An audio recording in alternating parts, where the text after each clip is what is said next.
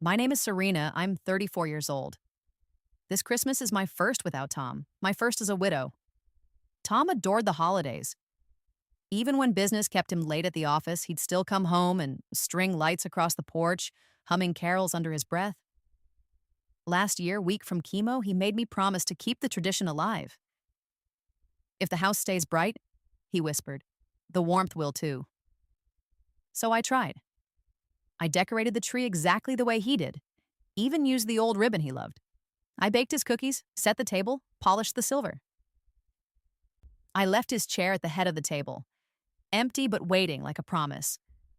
And I prepared for my nephews, Gloria's boys, 5 and 3. I'd wrapped their gifts in silver paper, hung stockings with their initials, planned a little treasure hunt around the house. I told myself, if I can give them a magical Christmas, maybe the silence won't feel so loud. I wasn't alone. Milo, our cat, patted between my feet, tail brushing my ankles. Tom and I adopted him together on our second anniversary. Tom said every home needed a heartbeat besides our own. Now he's all I have left that still curls up beside me at night. Together we waited for the doorbell. It never rang. Instead, my phone buzzed. Not a call, Instagram. I opened it without thinking and froze. On the screen, my parents, my younger sister Gloria, her husband, and the boys. All of them, bundled in ski jackets, cheeks flushed, snow in their hair. Behind them, Vermont slopes sharp against the sky. The caption, Family Christmas Getaway. Family without me. I called Gloria. My hands were trembling so hard I nearly dropped the phone. She answered on the second ring, her voice bright, laughter and wind behind her. Merry Christmas, Serena. Where are you? My voice cracked. Why aren't you here? You told me you couldn't afford gifts for the boys. How did you pay for this? A pause. Then a sigh, sharp as ice. Serena, don't make this ugly. You're still grieving Tom. You've been so busy. We thought you wouldn't want to celebrate. The boys needed joy. My throat burned. Gloria, where did the money come from? She hesitated, then her tone hardened. Don't be dramatic. We use the college fund, the one you opened for the boys last year. It's family money. They're our kids. And you have so much, Serena. You'll just fill it again. Right? That was the part that cut the deepest. Because it was true. I always paid. I always replenished what they drained.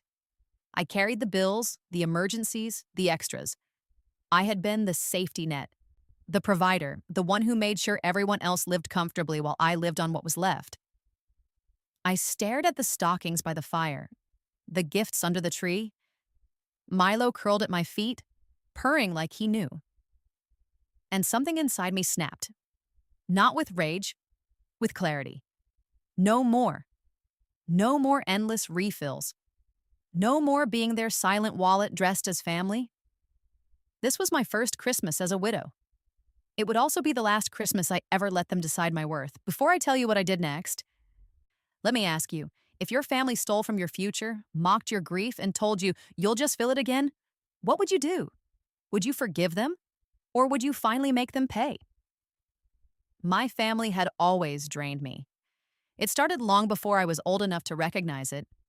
I was 15 when I pulled on my first diner uniform, the polyester stiff and smelling faintly of bleach. I spent evenings clearing tables, sticky with spilled soda, stacking plates still warm from burgers, wiping down counters while the jukebox blared songs that were already out of fashion. My friends saved for sneakers or prom dresses. I came home past midnight, dropped my envelope of wages on the kitchen table, and watched my mother press a hand to her chest as if I'd just rescued her from drowning. You're saving us, Serena, she whispered. At 15, I thought she meant I was heroic. At 34, I knew better. It wasn't gratitude. It was relief that someone else had taken up their burden. That's how it always was. I carried, they floated.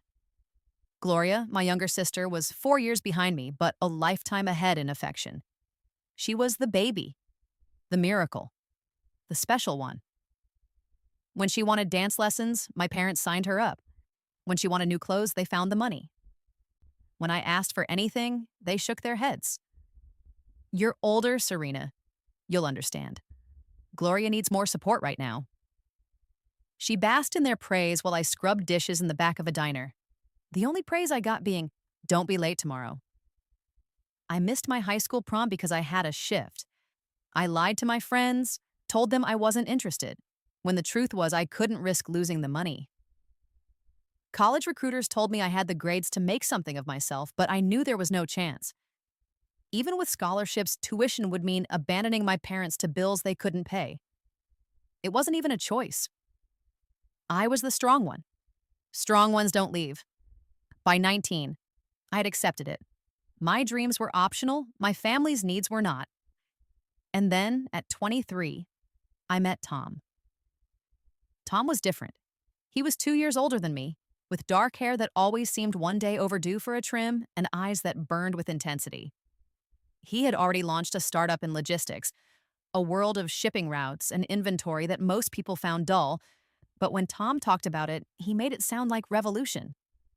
We met at a networking mixer I almost skipped because the ticket price was obscene for my budget. He stood by the coffee station, gesturing at a whiteboard with a half-empty cup in his hand, explaining supply chain inefficiencies with the fervor of a preacher. I laughed, and his gaze snapped to mine like he'd been waiting for someone who understood. Not exactly dinner conversation, is it? He said. Depends, I replied. If you're trying to bore your date into leaving early. He grinned. Good thing I'm not looking for just any date. That was Tom. He didn't flatter. He noticed. Our dates weren't flowers and fine dining. They were late-night takeout containers scattered across my apartment floor, both of us hunched over laptops. He drafted pitches. I proofread them until they cut like knives. He mapped shipping routes. I built spreadsheets to make them hold. He used to call me his anchor. I called him my horizon. Together, we weren't just dating. We were building. 2 years later, he proposed. No grand gestures, just the two of us in our tiny kitchen, the ring box between takeout cartons. I don't just want you in my life, Serena, he said. I want you in everything I build. I thought it was the happiest day of my life. But to my family, it was a payday. The moment we announced our engagement, my parents and Gloria lost their minds. My mother sighed that she had nothing suitable to wear for such an elegant event. My father declared that his old suit was embarrassing and needed replacing. Gloria demanded a couture maid of honor gown that cost more than my first car. These weren't requests. They were expectations. When I hesitated, Gloria's tone turned sharp. Don't be cheap, Serena. It's your wedding. You're supposed to make it perfect for everyone. Do you want people to think we're poor? It stung, not because of the insult, but because it revealed the truth. My wedding wasn't about me. It was about appearances, about them. Tom saw it clearly. One night, after I wired more money for preparations, he shook his head. They don't look at you as a daughter. They look at you as a bank account. I defended them. I always did. They just want to be part of it. It's a big moment for all of us. But deep down, I knew he was right. On the day of our wedding, Gloria swept down the aisle in her designer gown. My parents glowed in their new outfits, and everyone whispered about how lovely the family looked. No one whispered about how much I had paid to make it possible. Tom and I said our vows, and as I looked at him, I told myself the sacrifices didn't matter. Love made them worth it, but love wasn't enough to stop the flood. After the wedding, Tom's business soared. The startup that had begun with whiteboards and ramen noodles became a thriving company. We moved into a comfortable house. For the first time in my life, I could breathe without counting every dollar. I thought maybe finally my family would relax. I was wrong. The requests came faster, bolder. My father needed urgent dental surgery, which turned out to be a cover for gambling debts. My mother begged for money to renovate the kitchen, only for me to discover she had taken a luxury cruise. Gloria and her husband, perpetual disasters, were always on the edge of eviction, drowning in credit cards, behind on utilities. And every single time the call came to me, but what hurt wasn't the requests, it was the entitlement. Gloria didn't ask, she demanded. "You have Tom," she snapped once. "You're rolling in money. Do you even know how lucky you are? The least you can do is take care of your family." She said it like it was law, like my success, our success, belonged to her by birthright. And my parents? They enabled it. "She has two small children, Serena," my mother would scold. "You can't expect her to do it all herself." As if I hadn't done exactly that since I was 15. Tom tried to intervene, gently at first. "Serena, you can't keep draining yourself for people who never even say thank you." But I was conditioned. I couldn't stop. I had been trained my whole life to believe that love meant sacrifice, that strength meant giving until you had nothing left. When Gloria gave birth to her first son, I was the first one in the hospital, even before our parents. I held that tiny baby and felt something fierce, protective, overwhelming. 2 years later, when she had her second boy, I cried as I kissed his forehead. They were innocent. They didn't choose their parents' recklessness. I promised them silently, "I'll give you more. I'll give you chances I never had." Tom saw the way I looked at them. "You'd make an incredible mother," he whispered one night. "You give everything and expect nothing in return." I wanted to believe him, but I also knew I was giving everything to people who gave nothing back. The richer Tom became, the more shameless my family grew. My mother once told me bluntly, "Gloria can't look poor next to you. It's embarrassing. You have an image to protect." My father suggested I buy them a new car so they wouldn't humiliate me when visiting.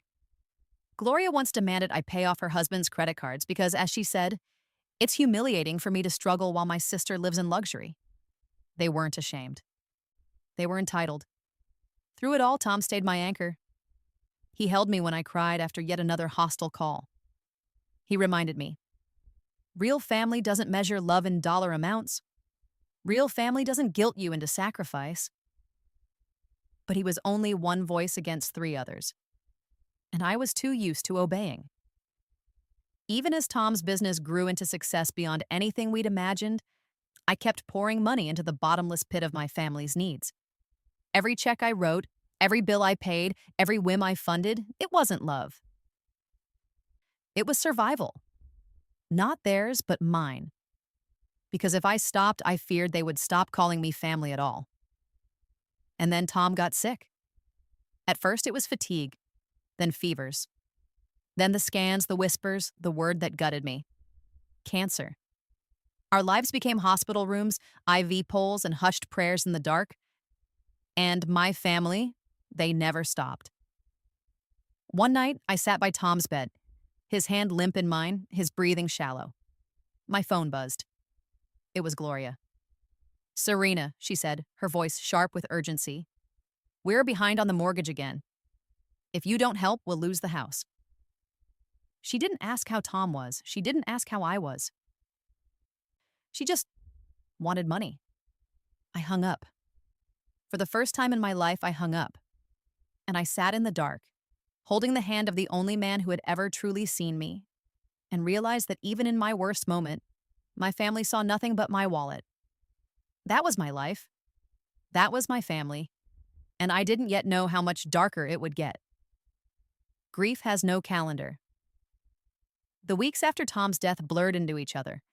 An endless fog of casseroles I didn't eat, sympathy cards I couldn't bring myself to open, and mornings where I woke up forgetting for a single blissful second that he was gone, until I turned and found the other side of the bed cold. People told me time would heal. They said it like advice, like a prescription. I wanted to scream at them, "Time isn't medicine. Time is just hours you have to survive without the person you love." Tom had been my compass, my partner in every battle, my proof that love could coexist with respect. Losing him wasn't just losing a husband. It was losing the only person who had ever looked at me and seen more than a wallet. I wasn't entirely alone, though. Milo, our cat, padded between my feet, his black fur and white-tipped ears catching the light. Tom and I had adopted him together on our second anniversary. Tom said every home needed a heartbeat besides our own.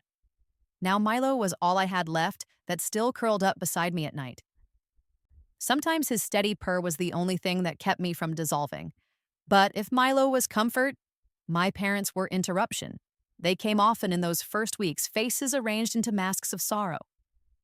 My mother clutched tissues dramatically, my father sighed heavily, and Gloria swept in with her two boys, playing the role of devoted sister. They spoke in hushed tones, their words soaked in sympathy, until inevitably the mask slipped. One afternoon, my mother took my hand across the kitchen table, her nails freshly done in a shade too cheerful for morning. "Darling, we're worried about you. You shouldn't stay cooped up in this house." "Tom wouldn't want that." I nodded numbly, grateful for the kindness, until she continued. "We've been talking, and we think a trip would do you good. Somewhere warm, somewhere far. Gloria and the boys, too, a family getaway."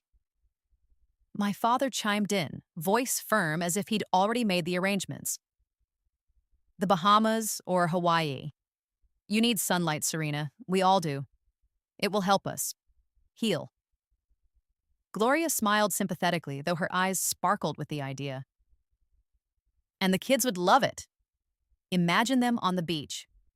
It would be such a beautiful memory for them, after everything." It took me a moment to realize what they meant. They weren't offering to take me somewhere. They were asking me to fund a vacation. My vacation, my healing, paid for entirely by me. I stared at them, stunned. Tom hadn't been buried a month, and already they were turning my grief into a credit line. "I can't," I said quietly, pushing back my chair. "Not now." My mother's expression hardened, just for a second. Then she pasted on the sorrowful smile again. "Of course, dear. We understand. We only wanted to help."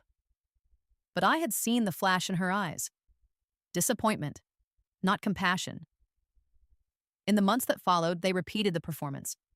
Sympathy first, then suggestion. Always phrased as concern for me, always leading back to money. And yet I couldn't bring myself to cut them off. Not then. I was too hollow, too tired, too desperate to cling to anything that resembled family. The only genuine joy I found was with Gloria's children. The boys were 5 and 3, whirlwinds of noise and sticky fingers. They had Tom's eyes, though they weren't his blood. Bright, curious, unspoiled by cynicism. When they climbed into my lap and demanded bedtime stories, when they fell asleep against my shoulder, I felt something soften inside me. They deserved better than the chaos of their parents' choices. One evening, as I watched them building a tower of blocks in my living room, Milo sprawled lazily nearby. The thought came to me clear as glass. I can protect them. Tom had always believed in planning for the future. He said it often. Love isn't just about today, it's about building something for tomorrow. He used those words when he bought life insurance, when he set up our joint savings, when he reinvested profits back into his company. He built so that I would never be left with nothing. So, in his absence, I wanted to do the same for the boys. That's how the idea of the college funds was born.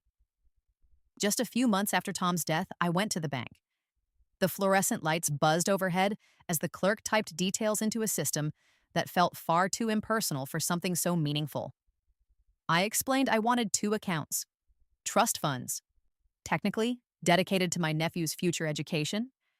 I deposited a significant amount, enough that compounded interest would grow into something solid by the time they graduated high school. As I signed the papers, I told myself this was Tom's legacy as much as mine. He would have wanted it. What I didn't think about, what I was too grief-stricken to consider, was guardianship.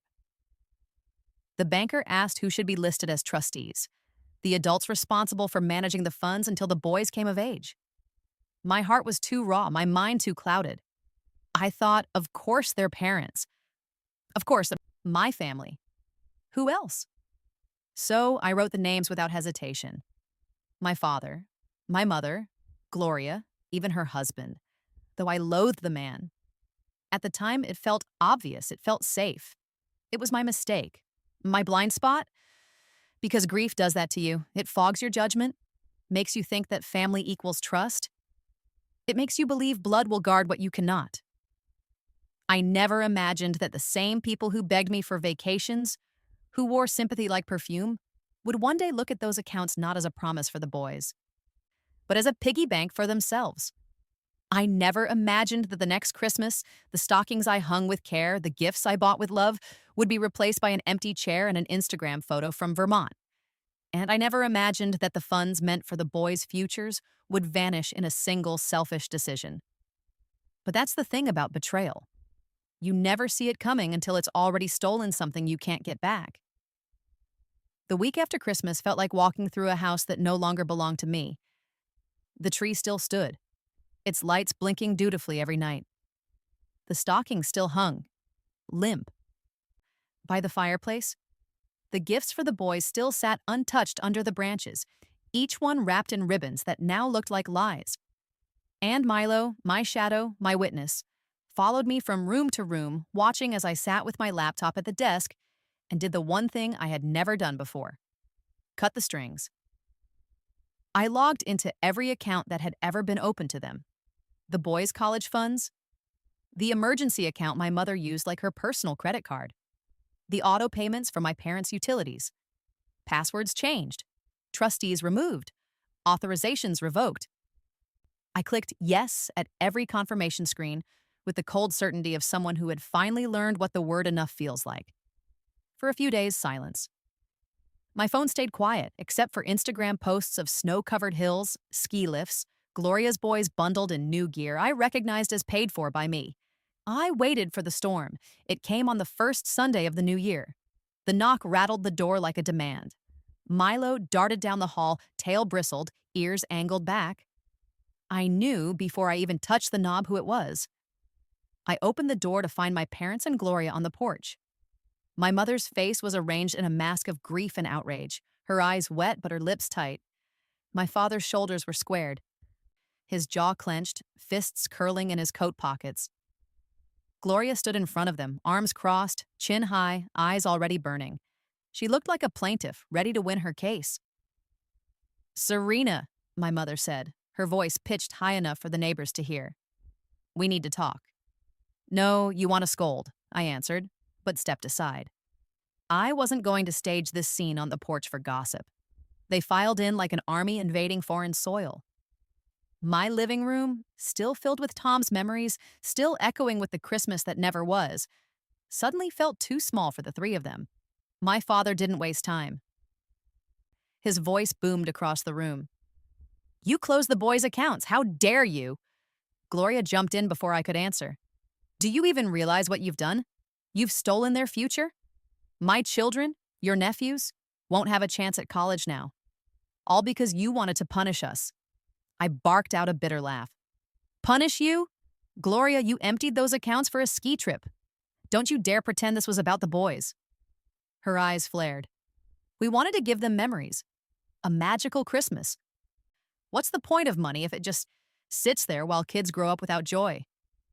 I took a step closer, heat rising in my chest.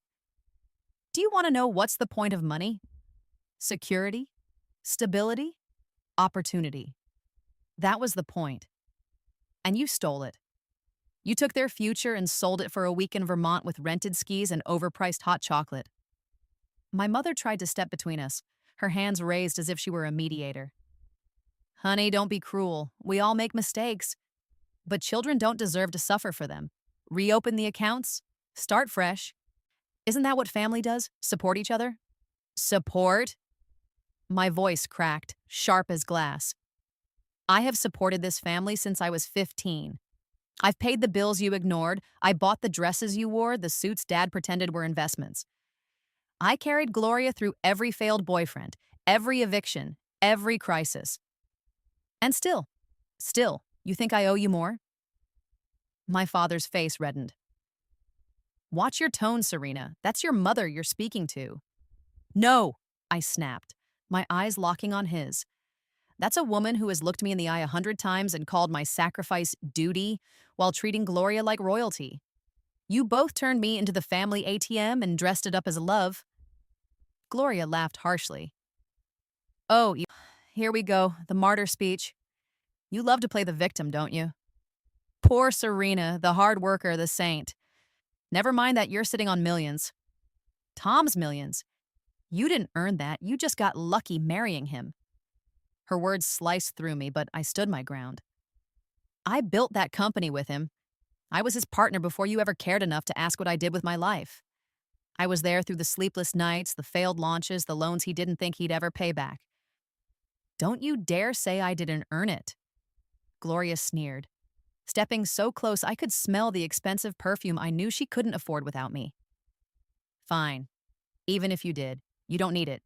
You don't have children. You don't have anyone. What are you going to do with all that money? Who's going to get it after you're gone? The silence after that was suffocating. I stared at her, at my little sister who had been the golden child since the day she was born, who had never been told no in her life. And in her eyes, I saw it plain.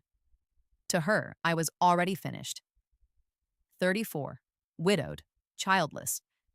In her mind, I was as good as dead. Something inside me snapped. You want to know who will get it? My voice was low, shaking not with fear but with fury. Anyone but you. Anyone but this family that bled me dry for decades. I'd rather burn it to ash than hand one more cent to people who call theft love and greed family. My mother gasped. Serena, how can you say that? How can I not? I shot back.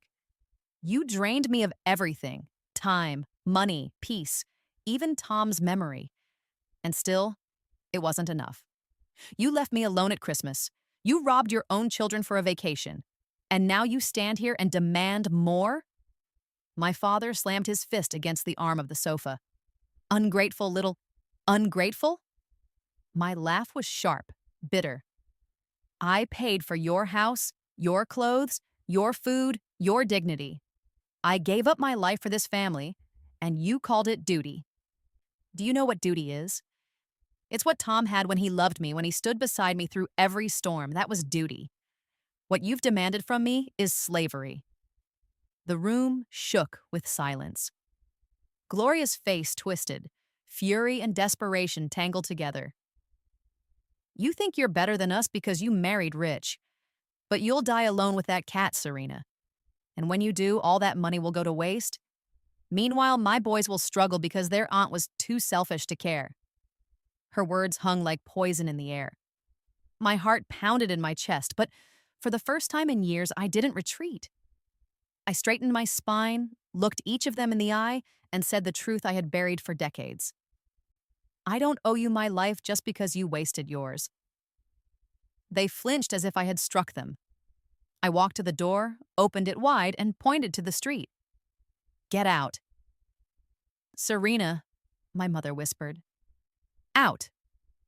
They hesitated, but eventually shuffled past me. Gloria muttered curses under her breath. My father glared like he wanted to break me in two.